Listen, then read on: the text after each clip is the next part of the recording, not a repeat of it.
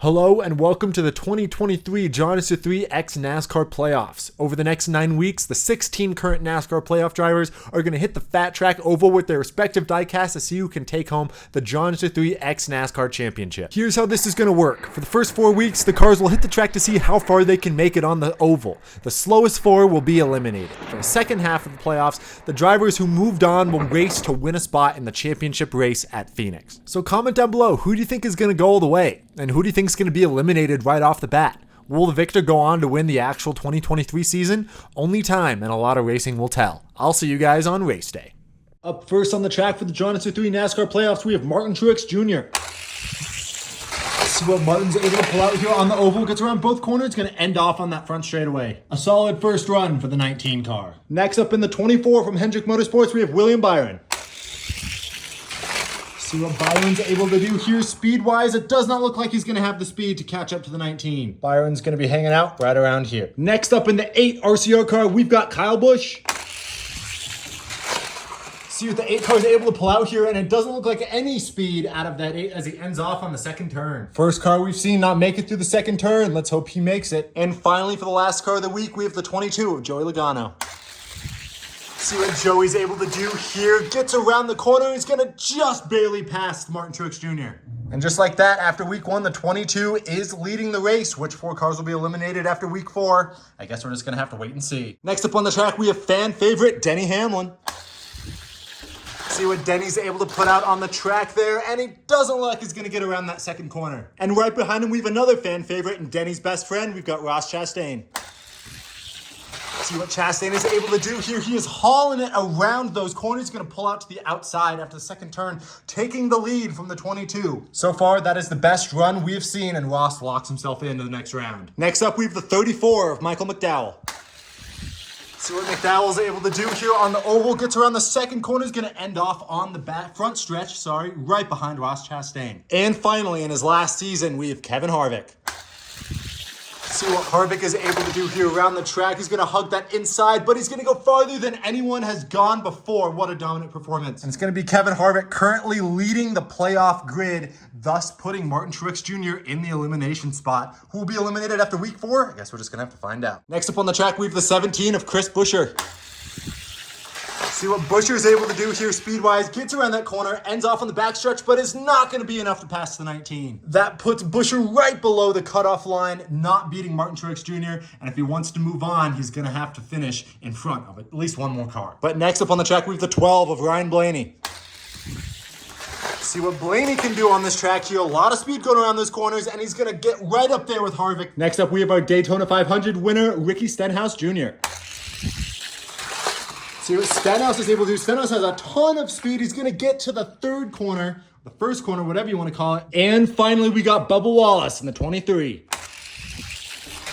See what Bubba's able to do here. That car looks really fast. He's going to end off on the front stretch right behind the 12. A solid run for Bubba. He makes it on to the next round, but so far, Chris Buescher is the first car eliminated from these cars. Let's hope someone else passes him. We got 1 more week to go until cars are eliminated. Our last 4 playoff drivers are taking on the track. Starting off is Kyle Larson.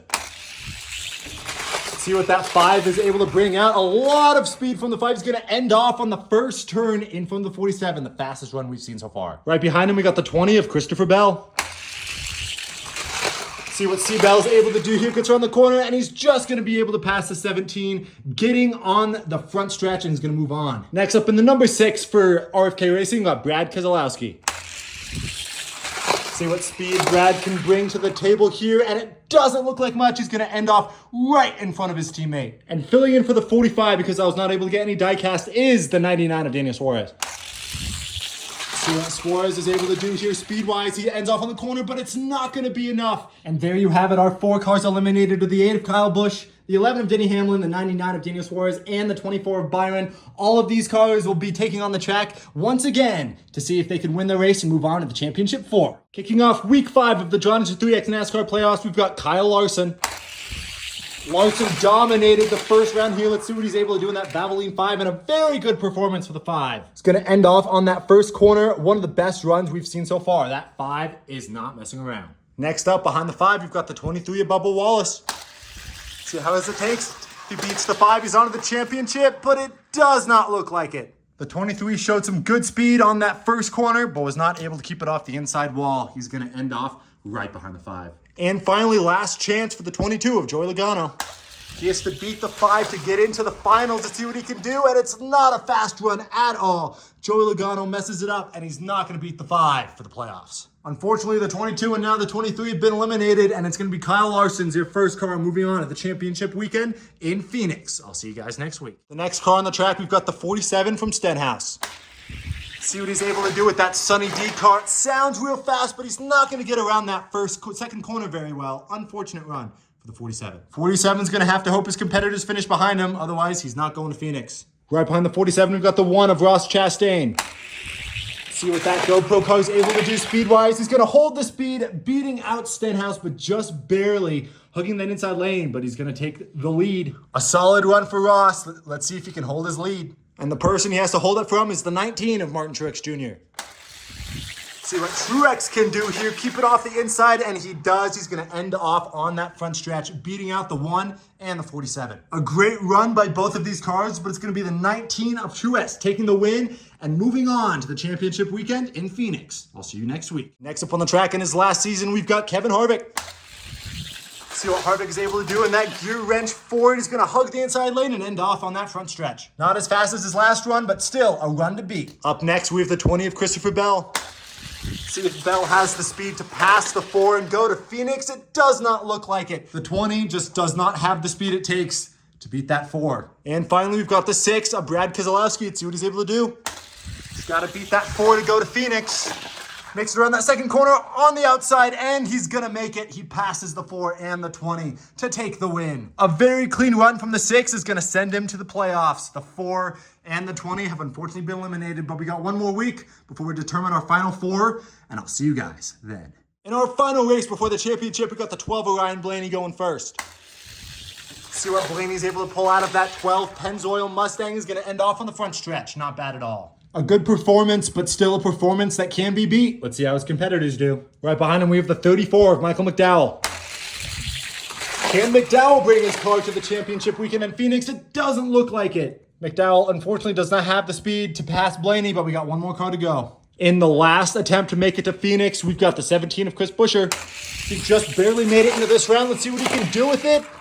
And it doesn't look like he's going to be able to make it. The 17 had a strong run, but the fastest Ford here is going to be the 12. Ryan Blaney moves on to the championship weekend in Phoenix. And now our championship 4 has been set. Who's going to take the win? I'll see you guys next week. We are here at Phoenix Raceway to crown the champion for the Drawners 3X NASCAR playoffs. For our first race, we have Kyle Larson versus Martin Truex Jr. Larson has the lead early, and it's going to be Larson beating Martin Truex Jr. to the line. But who's Larson going to go up against? We've got 2 4s. We've got Brad Keselowski and Ryan Blaney. It's going to be close. Ryan Blaney gets the lead. Keselowski tries to bring it back, but it's going to be Blaney taking the win, going to the championship. This is it for all the marbles. We have Kyle Larson and Ryan Blaney. Who is going to take the championship? Let's find out in 3, 2, 1. Oh, it's close, neck and neck, but it's going to be Blaney sneaking the win at the very last second, edging out the 5 and taking the win today. And just like that, it's Ryan Blaney in the 12 taking the championship, beating out the 5 of Kyle Larson. Make sure to tune in tomorrow on Sunday to see who wins the actual NASCAR Championship 4. It could be the 12 or the 5. We'll just have to wait and see. Thank you guys for watching. I'll see you guys very soon.